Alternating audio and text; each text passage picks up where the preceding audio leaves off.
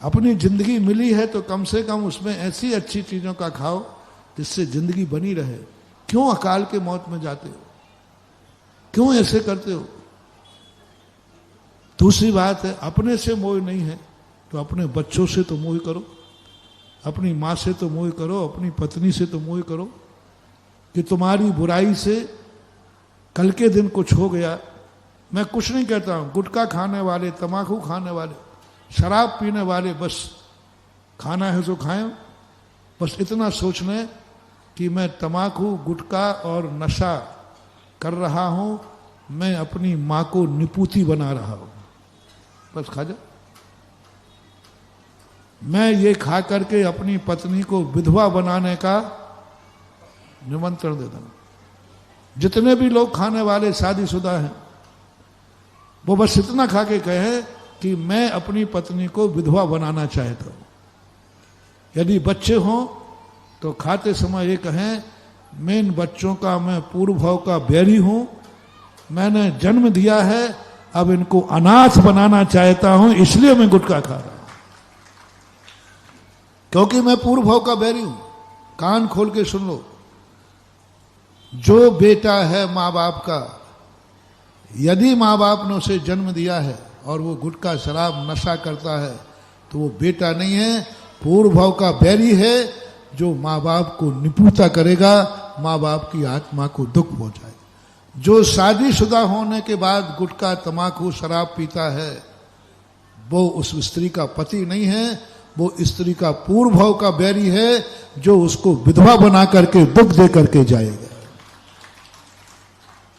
नियम से समझ लेना, आपका पति गुटखा, तंबाकू, शराब पी रहा है तो आपका पति नहीं, आपका परमेश्वर नहीं, आपका स्वामी नहीं, पूर्व भाव का बैरी है, जो इस माध्यम से बदला लेगा।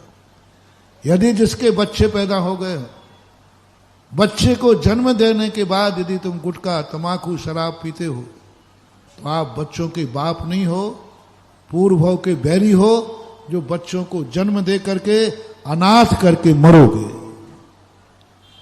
इसलिए जो व्यक्ति बच्चों का दुश्मन नहीं है, उन्हें आज सारे संसार के बच्चों के बाप को बच्चों की सौगंध है, जो गुटखा, तंबाकू और शराब को हाथ भी लगा लिया है। जय हो, जय हो, जय हो। और यदि तुमने बच्चों के खातिर ये छोड़ दिया तो जाओ, आज भी तुम उन बच्चों के बाप हो, कल भी वो बच्चे तुम्हारी गोदी में किलकारी लेंगे। जय हो। यदि तुम्हें स्त्री से प्रेम है तो कम से कम ये अपनी अपनी स्त्रियों की सौगंध ले ले कि हम गुटखा, तंबाकू इसलिए नहीं खाएंगे क्योंकि मुझे अपनी पत्नी से प्रेम है।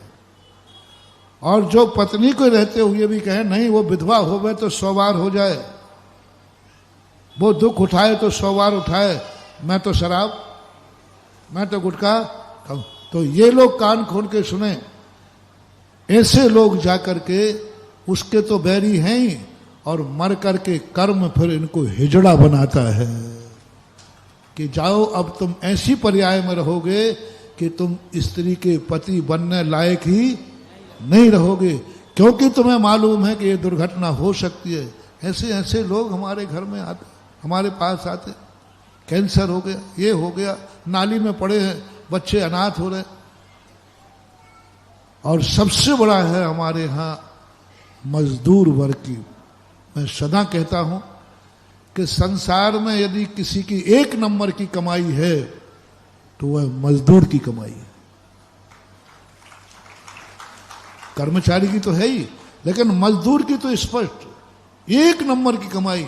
जैसे अपन कहते हैं ना, खून पसीने की कमाई, तो मजदूरी की कमाई खून पसीने की है। खून पसीने की कमाई जब वो घर ले जा करके और गलत कार्य में जाता है तो मुझे बहुत वेदना होती है। कोई डाकू पी ले, कोई जुआड़ी पी ले, कोई जेब कट पी ले तो बात अलग है, ये कमाई तो तेरे पसीने की है। कम से कम पसीने की कमाई तेरे खून का बच्चा है, उसके लिए जाकर के दे, और उसको ऐसा बना कि मैंने अपनी जिंदगी में मजदूरी की है, लेकिन मैं अपने पसीने की कमाई से बेटे को मजदूर नहीं होने देंगे, बेटे को हम बहुत अच्छा ऑफिसर बनाएंगे, बहुत पढ़ाएंगे। ये ध्यान मजदूरों में आ जाए। सारा मजदूर वर्ग को जितना वेतन मजदूरी करते हैं, सारा पैसा नशे में जा रहा है। एक छोटा सा संस्मरण आपने कहा, इस प्रसंग आ गया कि मैं एक चौके में आहार करके आया।